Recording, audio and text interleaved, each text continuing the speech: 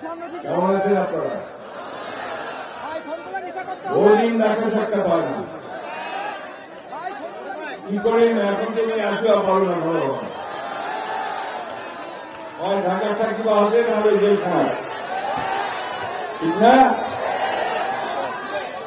আপনারা অনেকে জেলে গেছেন, আমার ছেলেরা অনেকেই জেলে গেছে, ঠিক তো?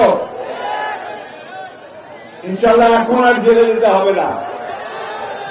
আমরা এখন অন্তত ওই শান্তিতে আছি যে রাত্রিবেলা পুলিশ আমাদের বাড়িতে গিয়ে আক্রমণ করবে না।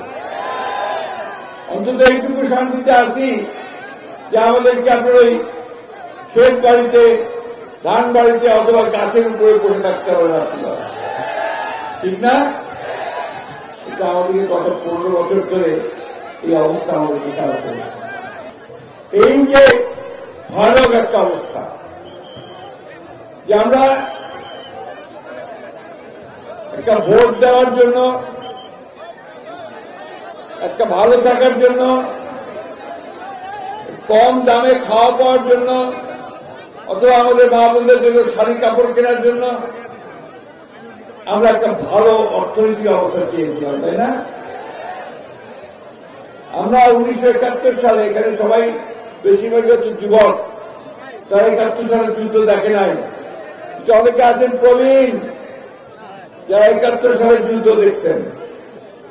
আমরা যুদ্ধ করেছি 71 সালে, আমরা যুদ্ধ করেছি আমাদের একটা স্বাধীন দেশ পাব, পাকিস্তানিরা আর আমাদের অত্যাচার করতে পারবে না, পাকিস্তান আনন্দ বাহিনীর হাত থেকে রক্ষা পেয়েছিলাম যুদ্ধ করে, বুকে রক্ত দিয়েছিলাম, লক্ষ লক্ষ মানুষের শহীদ হয়ে গিয়েছিল।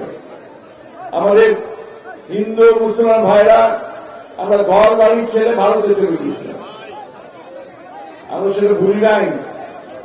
এখন আমরা যে ভারতে গেলাম, উদ্বাস্তু হয়ে গেলাম, আমাদের দেশের বাড়িঘর লুট হয়ে গেছে, পাকিস্তান আমাদের বাহিনীরা লুট করে নিয়ে গেছিল। এবার আমরা স্বাধীন হলাম যুদ্ধ করে, একটা দেশ পালাম, বাংলাদেশ স্বাধীন।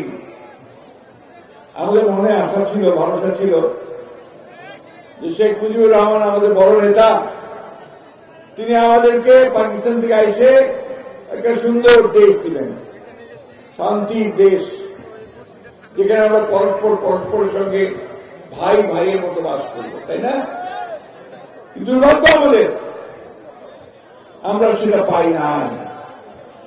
ওই স্বাধীন হওয়ার পর থেকে কিন্তু শুরু হয়ে গেছে এই দেশে হানাহানি, কাটাকাটি, খুন, জখম, হিংসা। সবচেয়ে দুঃখজনক ব্যাপার যে নেতাকে এত মানুষ ভালোবাসলো, যে দলটাকে লোক ভালোবাসলো আওয়ামী লীগ, সেই দলটাই আমাদের উপরে চড়া হয়ে গেল, এই দেশের মানুষের উপরে। আপনাদের অনেকের মনে থাকার কথা, তখন একটা দল ছিল, এই বাংলা ঠাকুরটা তো তৈরি হয়েছিল, জাসদ, রব সাহেবের জাসদ। এই দলটা আওয়ামী লীগ থেকে বাইরে আসছিল এই জন্য যে তারা মনে করছিল ওই সময় যেটা হচ্ছিল যে আওয়ামী লীগ ঠিকভাবে দেশ চালাতে পারতেছে না, দুর্নীতি করতেছে, চুরি করতেছে, মানুষকে খুন করতেছে, জখম করতেছে, গুম করে দিচ্ছে। সুতরাং তারা তখন বের হয়ে আসছে।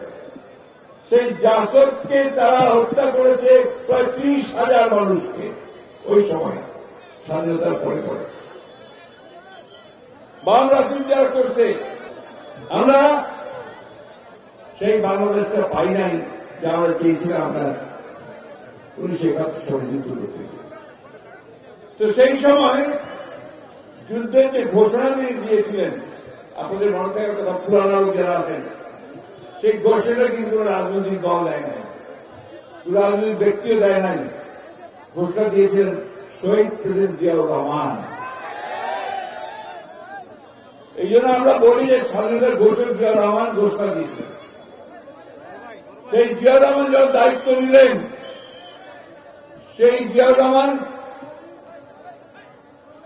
দায়িত্ব নেওয়ার পরে তিনি দেশে ওই বহুদলীয় গণতন্ত্র ফিরে নিয়ে আসছিলেন। তার আগে শেখ মুজিব কিন্তু সব রাজনৈতিক দলকে বন্ধ করে দিল, নিষিদ্ধ। মাত্র একটা দল থাকবে বাদশাহ।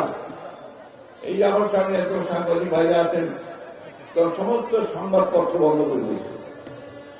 তখন সমস্ত সংবাদপত্র বন্ধ করে মানুষের কথা বলার যে স্বাধীনতা, সেই স্বাধীনতাকে তারা নষ্ট করে দিয়েছে। বন্ধুগণ, ট্রেন যাচ্ছে, একটু শব্দ হচ্ছে, আমি একটু পরে কথা বলতেছি। অনেকদিন পরে ট্রেনের শব্দ শুনলাম, আপনারা শোনেন মাঝে মাঝে নাকি? এই এলাকার লোক ট্রেন যায় না, গুড়িয়া যায়, তারপরে আপনার পঞ্চগড় যায়, তাই না? আমরাও চাচ্ছি এখানে আরো ট্রেন চলুক, এই এলাকার মানুষ আরো ভালোভাবে যাতায়াত করার সুযোগ পাক, এটা আমরা চাই, তাই না? বন্ধুগণ, সেই স্বাধীনতা যখন পেলাম, সেটাও আপনার 1981 সালে এরশাদ সাহেব এটাকে জোর করে ক্ষমতা নিয়ে নিলেন, নিয়ে আবারও আমাদের উপর অত্যাচার নির্যাতন শুরু করলেন। আমি কথাগুলো বলছি কারণ হচ্ছে কি, আমাদের একটু ইতিহাসটা জানা দরকার, অতীতটা জানা দরকার। রাতারাতি কিছু হয়ে যায় নাই, দীর্ঘকাল, দীর্ঘ বছর ধরে আমরা এখানে লড়াই করেছি, সংগ্রাম করেছি। 50 বছর ধরে আমরা এই দেশে একটা গণতান্ত্রিক দেশ, শান্তির দেশ, ভালোবাসার দেশ, উন্নয়নের দেশ করার জন্য আমরা সংগ্রাম করছি, লড়াই করছি।